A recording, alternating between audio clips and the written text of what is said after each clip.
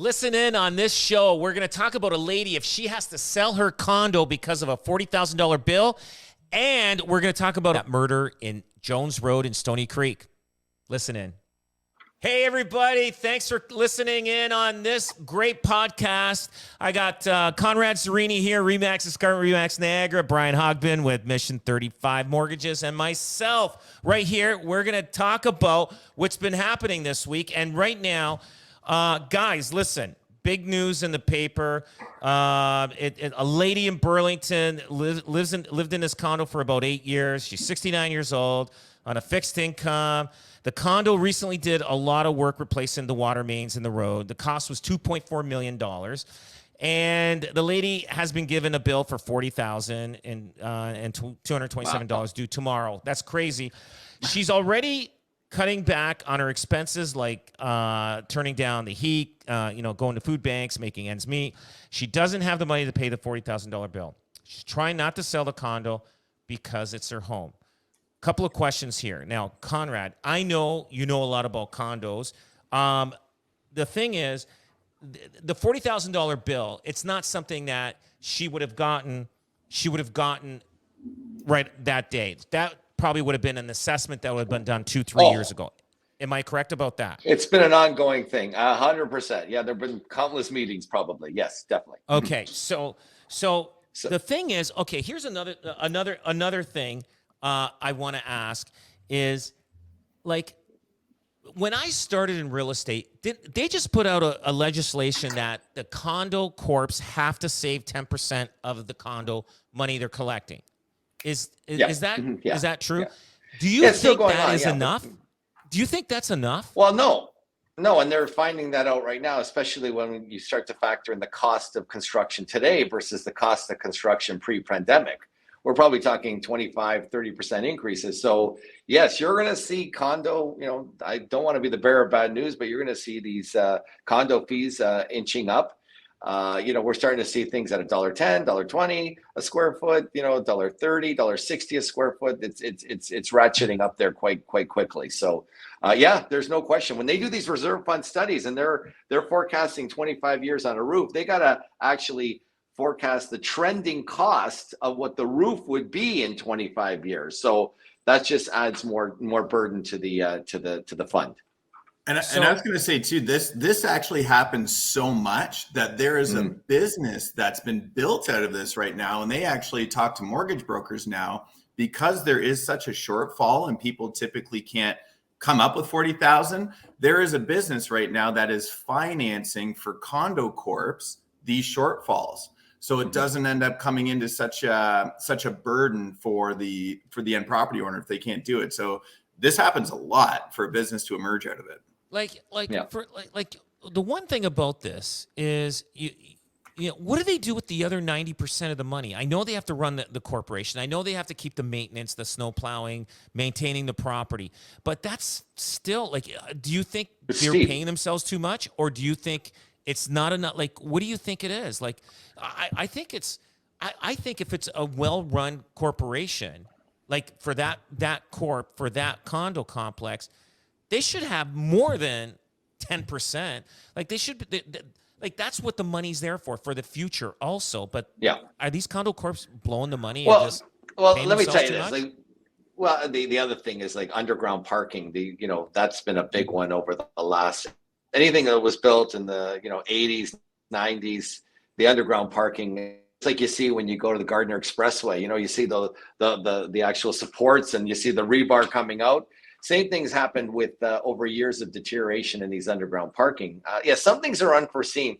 This one here, it's pretty monumental. They must have had a lot of meetings, but Brian could talk about, and I think this product, it gets a bad rap sometimes, but the reverse mortgage, I think this is an opportunity for people to go into, you want to stay in your home, and there's an opportunity to take a small reverse mortgage, no payments, and be able to pay the other product that Brian's talking. There's accrued interest on the other side, right? As the pay,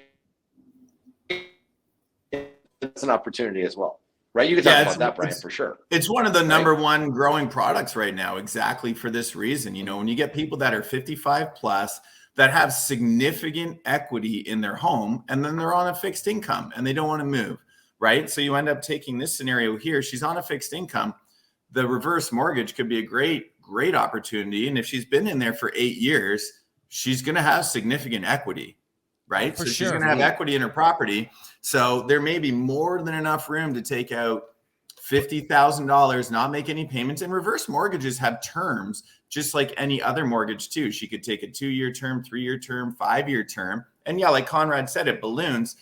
But I saw a lot of mortgage brokers, the alternative to a reverse mortgage a lot of times is a private mortgage. And a private mortgage is significantly more expensive than a reverse. A reverse mortgage might be 1 point, maybe 2 points above what a bank's charging. Whereas private mortgage could be anywhere 5, 6, 7 above. So like Conrad said, they have had a bad rap, but one of the number one, they're so big right now that they have 3 new lenders that got into the reverse mortgage space. It used to be just the chip company, right? Right. But now there's 3 new lenders. They're like, they see their opportunity, they see that it's a good product, and they're jumping into the space. So I think it'd be a great opportunity here. But this doesn't just happen on old buildings. This is happening on some new buildings. Remember on the service road in Stony Creek, they built the 2-level condos, and they had a problem with the shoreline. That's a they big moved dollar. in with it about a year in. I mean, the developer kicked in some money, and they sued the guys that did the shoreline, and it was a big mess. But the condo owners of that complex, brand new, had to pay $300 a month each for I don't know how many years. You know how tough that? Can you imagine? You buy a place, brand new. You buy a place, you move in, and then 18 months later, you know what? We got a problem. And you're gonna have to pay a special assessment of $300. So that's not just old buildings, but like, how can a person be? How can they prevent that from a new condo owner getting having that problem of paying that special assessment when the building's brand new? Well, again, it's Well, it's the builder. You got to look at the history of the builder and all that kind of stuff. Yeah. And look, we're just giving these status certificates to lawyers. Lawyers are saying what they have in the reserve, right? But really, you need an engineering degree to understand what the reserve fund study is. And look, I would say on it, you got to get a great realtor and do their due diligence. I will say this: I would definitely be talking to the president, vice president of the Condo Corp. Guys, let's talk about this frankly, because you have to remember this. That's probably the worst job in the entire world, to be on a condo. And I was. I'll tell you, you're getting beaten up left and right. You're saying, look, we got to put money aside for this. People say, I don't even care. Right. I'm here now. I won't even benefit from that. So look, I would be definitely interviewing the president, vice president, treasurer. They know, excuse the expression, where a lot of the bodies are buried and where some of the the pitfalls are. They have to tell you. They cannot keep it a secret. They must disclose, and the property management company too as well. There's not enough in those documents that give you a leeway. You got to do your due diligence. There's no question. And I think too, it's a great point to make sure that you're budgeting as well too. You know what? So many people, I know people are buying at the tip of the iceberg, and to think that there's never going to be unforeseen expenses, it's good to build in a contingency fund just personally, right? Of course, this is really unforeseen and unfortunate that's happening. But being at the top of your budget in a mortgage, being able to have a little bit of extra funds, you should count on it. Whether it's a single family home, condo, anything, you got to make sure that you have a little bit of money left over. Now, so this lady here, that hit the papers that she had to pay that tomorrow. We know she's not going to be able to pay that $40,000 the next day, whatever she has. But obviously, she had already 3 years to do it, but she let it go to the end. Do you think they could force her to sell if she doesn't pay it? Yes. Yeah. There's a provision for that. Part of the deal. It's they have that ultimate ability to recover those funds, and they can force a sale. There's without a doubt. There's not even a question. So she would probably more than qualify. I'm assuming she doesn't have a mortgage on this. This is what I'm assuming. Brian, with a reverse mortgage, she can get a reverse mortgage for $40,000, right? Or more. But can she live there for another 30 years, not worrying about another payment ever?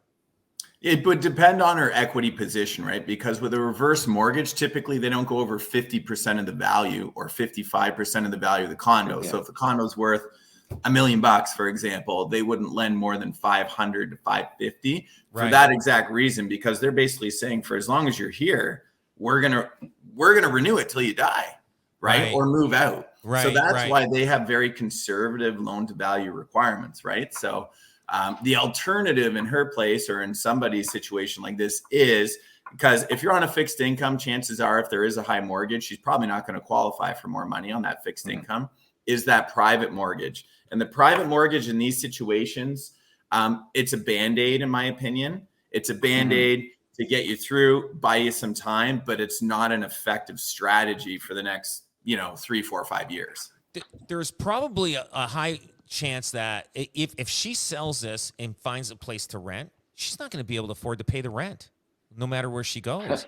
I mean, she's already on, like she says, she's on food stamps and she's cutting back on her heat and hydro to make sure her bills are small. But I mean, we know what rental prices are out there. Like, what is she going to get? Like, you know what I mean? And a 69-year-old lady, that's still young for a lady. I mean, she's, you know what I mean? Like, well, the good women are living, the good news is a lot longer. But the good news is she's got this equity that she's built up. Yeah. Like, I'll tell you something. If you take that same place and you go to like Cleveland, Ohio, for instance, you're not going to see that kind of appreciation. Like, really, and maybe the cost of living slightly less, but in Canada, especially Southern Ontario, we've seen some tremendous growth and that's really, look, if you poll Canadians, their home is their retirement. So some people can stretch it out to their 70s. Sometimes you got to go a little early, but like, at least she's got this nest egg of equity that she's built. That's been kind of, passive. It's been passive equity that she's built that's grown throughout the years. So luckily, that's the positive spin, right?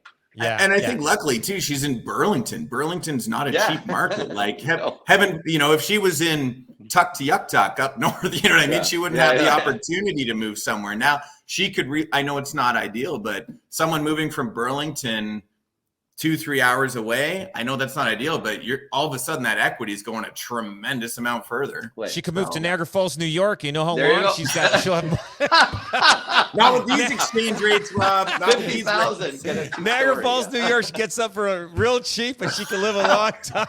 And room for chicken wings at the end. That's one quick thing. We got a couple minutes. Okay, I just wanted to do this. I feel bad for the couple that were murdered on Jones Road in Stony Creek. Sad situation.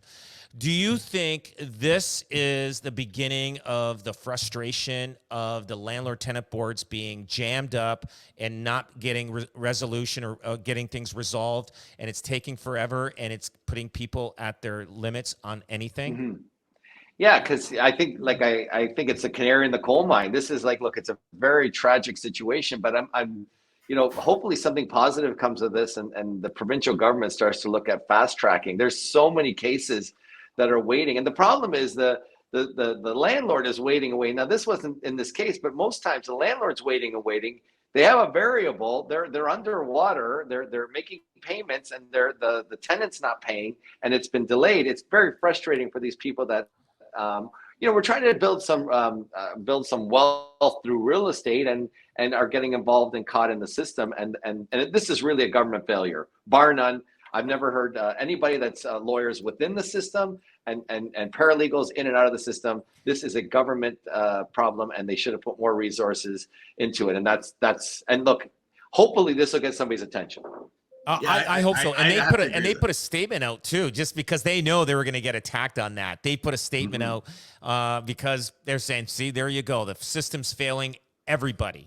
Well, they said that there was no lawsuit. There was nothing in the Ontario landlord in that particular case, right? There was no landlord dispute in that particular case there. But I have to agree, because with rates being up where they are, and with the information that we have right now, like, the landlord's always painted with a terrible brush, but like, the landlord has a family. Like Conrad said, the landlord's just trying to get ahead. Maybe it's maybe the landlord's self-employed and that's his pension, right? So the landlord, like, all landlords are not terrible people here too. And let's not forget, there are a lot of terrible tenants, right? So, to have something that's on the even playing field, like, and there's a lot of people with mental illness out there. So this landlord went out there knowing that he's going to commit suicide. He's going to take these guys out with himself. I mean, I don't know. Like, I mean, he was 57 years old. You're still a young guy at that age. I mean, I'm saying that because we're getting close to that age. Yeah. But anyway, but what I'm thinking is, but they definitely have to do something with the Landlord Tenant Act. I see, Conrad. There, you froze there for 100%. A second, Conrad. Yeah. Yeah. No. I was going to say something real quickly. You got to remember, 1 in 10 Canadians owns 1 or 2 investment properties. That's 4.4 million Canadians. These are not bad landlords. These are just Canadians, like Brian said, trying to get ahead, building some wealth, and investing their hard-earned dollars into this and providing space for consumers. So yeah, this is a grave situation, and not enough attention has been put on it. So maybe something positive will come out of this. Yeah. All right, guys, listen, we're running out of time. Thank you, and have a great weekend. We'll see you next week, guys. Thanks, guys.